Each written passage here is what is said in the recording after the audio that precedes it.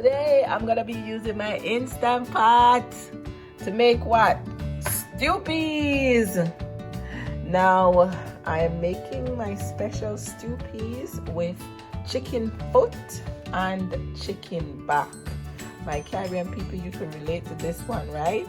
And for those of you out there who do not consume pork, this is ideal. So here in the bowl I have my chicken back, nicely clean. I removed the little toes well, the little nails, and I've washed it with some vinegar.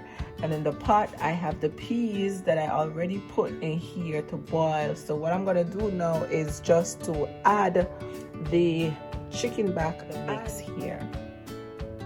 I'm gonna be adding some adobe, all-purpose, garlic, complete seasoning, red peppers, black peppers, the boss, pimento seed, and of course some pink salt.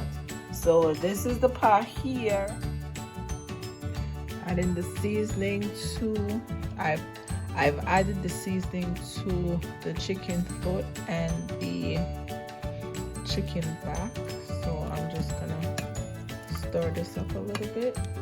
This is what it should look like before you actually put the lid on.